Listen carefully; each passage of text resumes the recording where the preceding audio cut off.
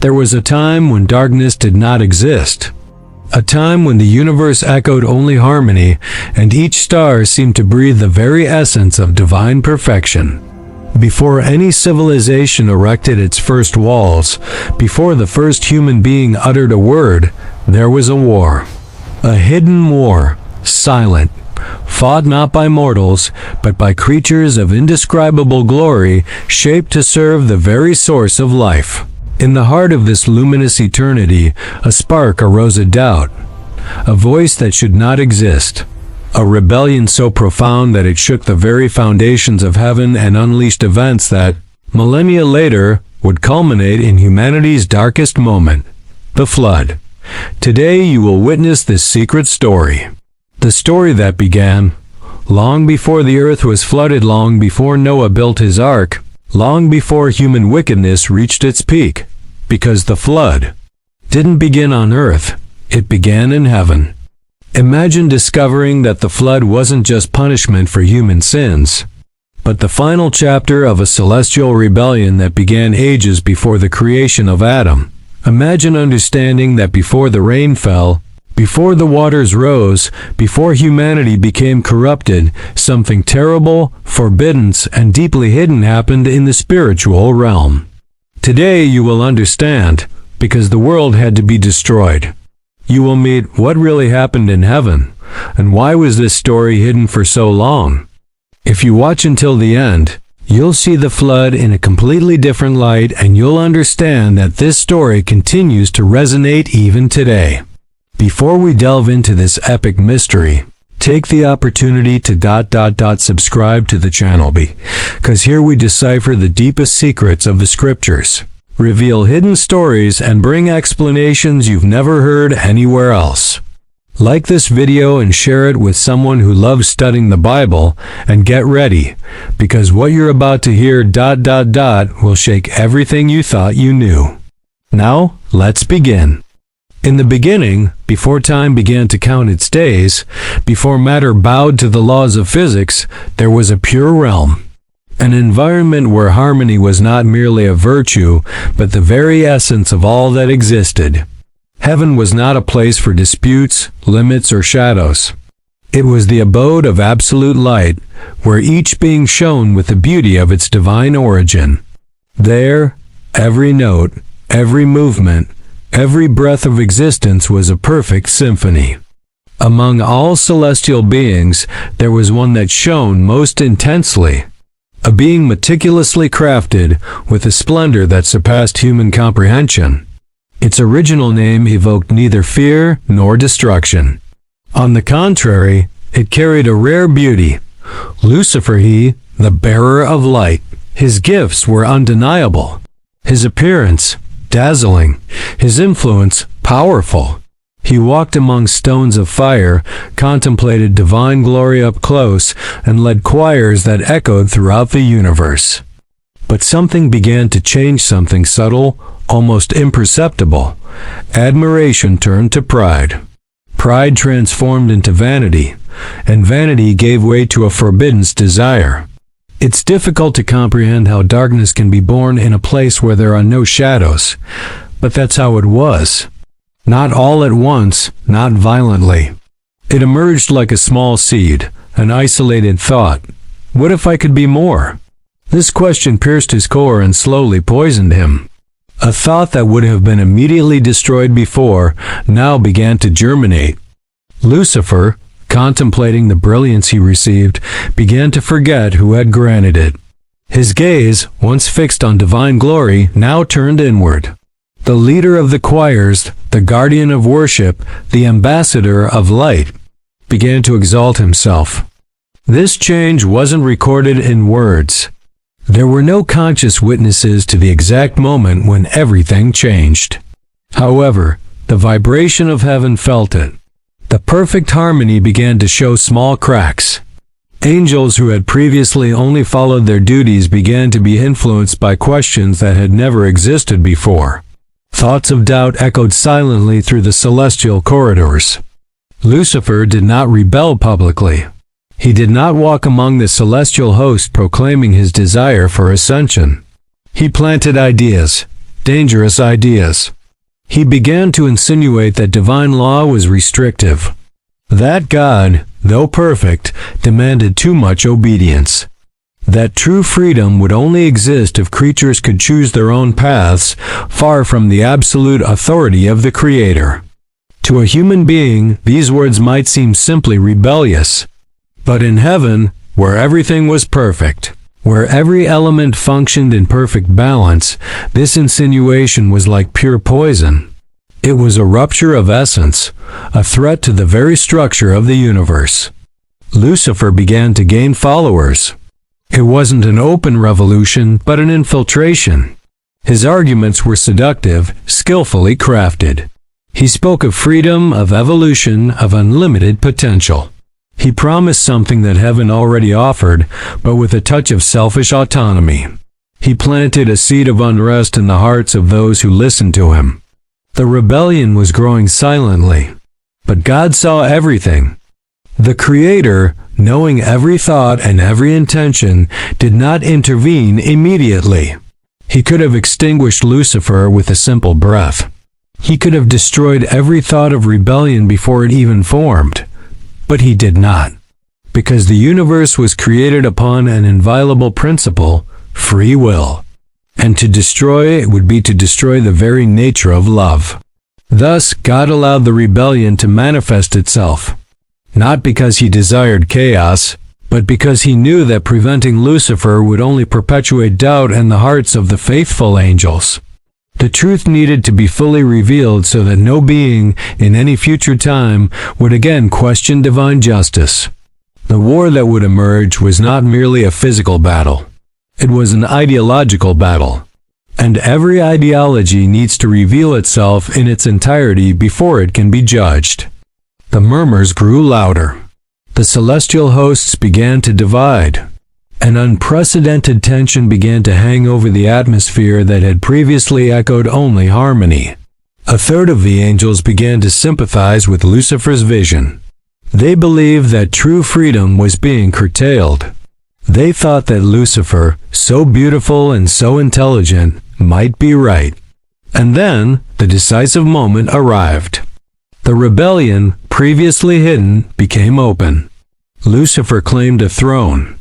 He set himself against the Creator himself, proclaiming that he could rule the universe with more wisdom and freedom. The celestial order was broken. It was then that Michael, the archangel of justice and faithfulness, stood up. His voice echoed throughout heaven with an authority that shook even the limits of creation. Who is like God? That phrase, a simple rhetorical question, destroyed all the logic of the rebellion. If God is perfect, if God is absolute, if God is the origin of everything, how could any creature, including Lucifer, question him? The war began. The sky, once silent and majestic, now roared with a clash of unimaginable powers. Rays of glory, swords of light, forces so intense they would make entire galaxies tremble. The war was not merely physical. It was spiritual, cosmic, eternal in its consequences. Lucifer fought with passion. His followers fought with conviction. They believed they were right. They believed God had been unjust. They believed their rebellion was a fight for freedom. But in the end, the truth prevailed. Lucifer was defeated. The bearer of light became the deepest shadow. The brilliance turned to darkness. The form that once reflected divine purity now carried the very essence of corruption, and he was expelled. He and his followers were cast out of heaven, out of the light, out of harmony. But the story didn't end there. With the expulsion, a new chapter began, Earth, a newly created world, perfect, pure, inhabited by beings made in the image and likeness of the Creator.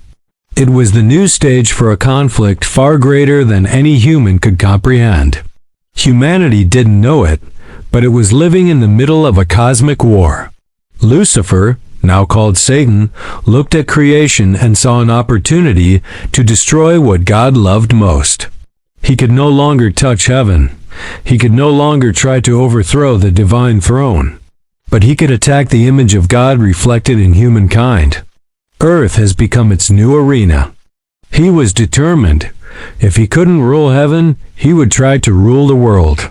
And that is how the corruption of humanity began, subtly as he had done in heaven. Without violence at first, without direct threats. He planted seeds, thoughts, doubts, desires. He knew that the fall of humanity would be his trump card. That if he could destroy the creature, perhaps he could prove something to the Creator. That if he could contaminate what God called very good, he could satisfy his own obsession. What he didn't expect was that God had already foreseen everything. Just as in heaven, God did not prevent it. He allowed free will to act, and the fall occurred. Eden was lost. Humanity, once perfect, began to experience the consequences of the spiritual rebellion that had begun long before the first man walked the earth. Time passed. Corruption grew. Generations succeeded one another, and the fallen angels, now called watchers or sons of God, began to interfere directly with humanity. They assumed forms, descended to earth, took human women, fathered giants, taught forbidden practices, and accelerated the moral downfall of humanity. The earth entered such a serious state that even the heavens trembled again. This direct interference was the trigger for the flood. After the fall of Lucifer and the expulsion of the rebellious angels, earth became much more than a new stage. It became the central field of the cosmic conflict that had begun in heaven. Humanity, newly created and still fragile, was like a candle flickering in the midst of an invisible storm. Every human decision, every choice, every deviation from purpose had an immense weight, a spiritual weight that no civilization knew it carried. The serpent in Eden was only the first move, a strategic infiltration. The objective was simple, to break the link between the Creator and the creature. And when Adam and Eve fell, the adversary believed he had won. But God's strategy was far more profound than any created mind could imagine. The Creator did not give up on humanity. Even after the fall, he did something amazing. He promised redemption, the famous Genesis prophecy. The seed of the woman shall crush the serpent's head was not merely a warning. It was an announcement that evil, however it might develop, would come to an end. And Satan knew this. He knew that one day, somehow, a Redeemer would arise who would destroy his authority and end his rebellion forever. And it is precisely here that the whole story begins to connect with the flood. Satan knew he couldn't defeat God. He knew he couldn't undo God's promises. But he believed he could distort, corrupt, and destroy the plan of redemption. And to do so, he used a devastating strategy, the corruption of the human lineage. The promise stated that he would come from the seed of the woman. In other words, the Messiah would have to be born as a human being.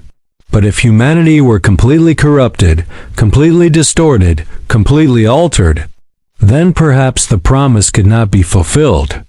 This is how one of the strangest, most mysterious, and disturbing episodes in the entire Bible came about. The descent of the sons of God to earth. Not all fallen angels remained invisible. Some made a drastic decision to physically interfere with humanity. They descended, assumed forms that could interact with human women, and took wives for themselves. From the forbidden union between these rebellious celestial creatures and human women were born beings known as Nephilim giants, hybrids, violent and destructive beings. These creatures were not only physically powerful, they were spiritually corrupted. They carried within them an essence that did not belong to the earthly world. The result was not only destruction, but a profound distortion of human nature. The earth was filled with violence, war, devastation, and an unprecedented moral collapse. But that wasn't all. The fallen angels also taught humanity knowledge that should not have been revealed at that time. They taught the arts of war, forms of magic, metal manipulation, sorcery, forbidden rituals, weapons, strategies, astrology, and enchantments. They accelerated human development not for good, but for ruin. Civilization expanded rapidly, but this expansion was a spiritual cancer. Each new piece of knowledge brought by these beings further increased human corruption. People's hearts drifted further and further away from the Creator, and humanity was heading towards an irreversible point. The Bible describes this moment powerfully. The Lord saw that the wickedness of man was great in the earth, and that every imagination of the thoughts of his heart was only evil continually. Every act was selfish. Every desire was wicked. Every ideal corrupted. The earth had become a mirror of the adversary's own heart. And in the midst of this chaos, an unexpected figure emerges: Noah. Scripture says that Noah was blameless among his generations. This detail, often overlooked, reveals something profound. Noah was not only spiritually aligned with God, his lineage remained clean, intact, uncorrupted by the interference of fallen angels. He was a key element in ensuring that the promise of the seed of the woman was not destroyed. Satan knew this, and he tried to stop it. All of humanity was being dragged into the moral abyss. Cities were violent, giants dominated entire territories, and spiritual corruption took over everything.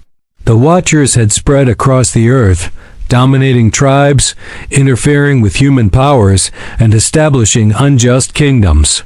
The earth was close to total collapse. Noah, however, walked with God. He swam against the current.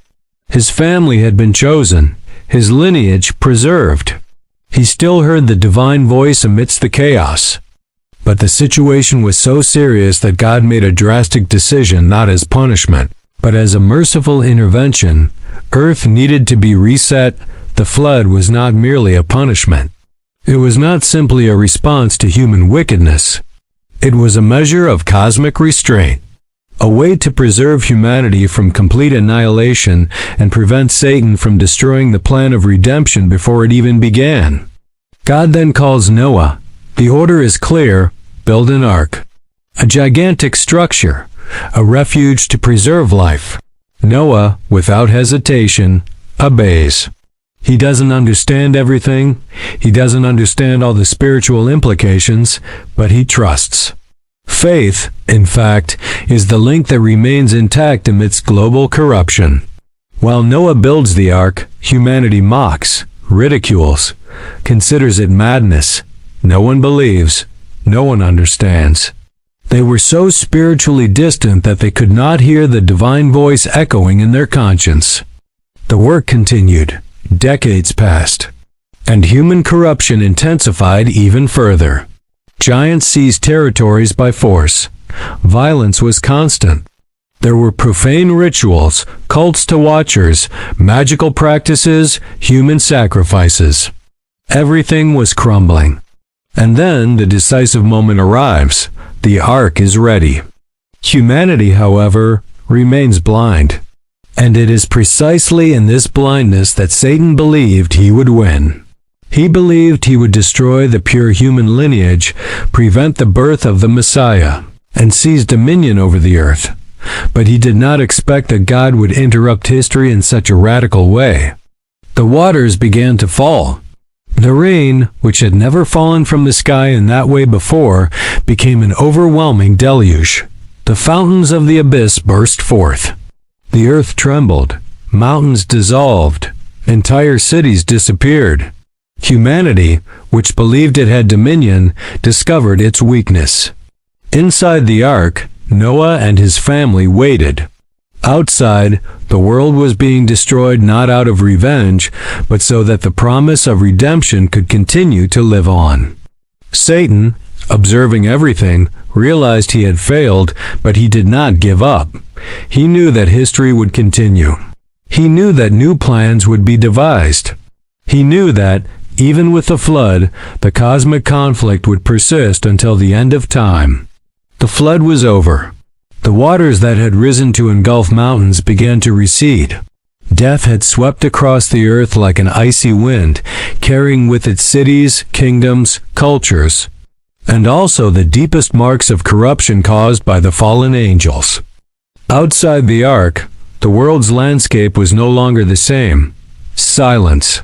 A terrifying silence. No screams, no voices, no laughter, no civilizations, only water and wreckage. A planet that seemed to be rebuilding its own heart. When Noah left the ark, he wasn't simply stepping onto dry land.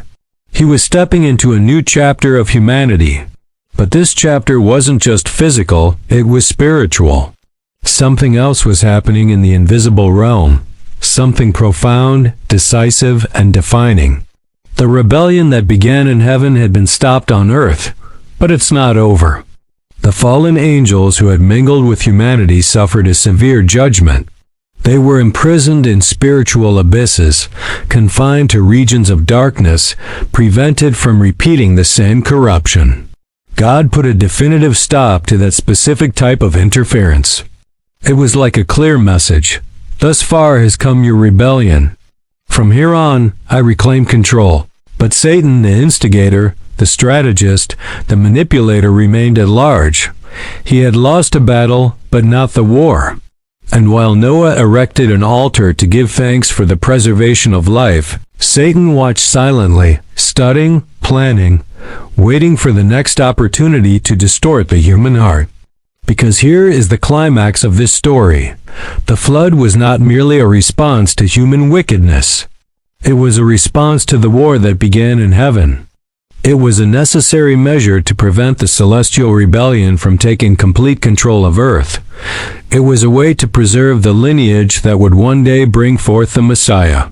It was proof that God never loses control, even when chaos seems to take over everything.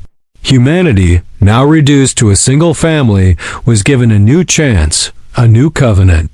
God not only cleansed the earth, He reaffirmed His commitment to the original plan. The promise still stood. The seed of the woman would still come. The restorer would still be born. Redemption would still happen. And that is what the secret rebellion in heaven teaches us, that every grand biblical event, every judgment, every covenant, every promise is connected to a greater plan, an eternal plan, a plan that surpasses our human understanding. The story of the flood isn't just about water, arks, and animals. It's about spiritual warfare. It's about freedom. It's about choices. It's about how much God is willing to do to preserve what He loves. And when Noah looks at the rainbow for the first time, something extraordinary happens. That rainbow was not just a pretty symbol in the sky. It was the visible reminder of an invisible reality. The war continues, but the final victory has already been written. Because if the rebellion began in heaven, it was on earth that the plan of redemption began to be revealed, and it would also be on earth that it would reach its final climax, centuries later, with the birth of the one who would crush the serpent's head. The flood was God's first major global intervention, but it would not be the last. And every time we look at this story, we understand that the Creator does not act impulsively. He acts with purpose, with precision, with eternal vision. Noah was more than a survivor. He was a bridge, a preserver, a landmark between the world corrupted by the touch of fallen angels and the world that would continue the story until the Messiah. The secret rebellion in heaven explains why earth needed to be purified. It explains why God intervened so drastically. He explains why the spiritual battle continues to this day. And that is why this narrative, although ancient, still speaks so powerfully to the hearts of those who seek to understand the purpose of existence, the meaning of life, the reason for evil, and the depth of divine love. Because, in the end, this story reminds us that even when darkness seems insurmountable, God always prepares a way. Even when the enemy raises powerful strategies, God always has a greater plan. Even when all seems lost, He raises someone up, Noah, Moses, David, Mary, Jesus, to restore, protect, and fulfill what He promised. The conflict between light and darkness is not over yet, but the outcome has already been decided, and we are part of that story. The secret rebellion in heaven and the flood on earth teach us the same truth. Evil does not have the final word. Even before creation, God already had a plan. Lucifer's fall did not surprise him. The corruption of humanity did not weaken him. The interference of the fallen angels did not change his purpose. The victory was written from the start. And when you look at this story and understand that it all began long before humanity existed, you realize that there is a spiritual battle happening all around you, but you also realize that you are never alone. Because if God preserved all of humanity because of a promise, He preserves you too. If He intervened in global history out of love for the future, He intervenes in your personal history out of love for you. The moral of this story is profound, powerful, and transformative. Evil fights with might, but God triumphs with purpose. Darkness advances, but light always prevails. The rebellion may have started in heaven, but redemption happens on earth and in the heart of every person who chooses to walk with God. If this story touched you, made sense to you, brought clarity, or sparked your curiosity, then don't stop here. There is much more to be discovered about the spiritual universe, about the invisible wars, and about God's plan from eternity.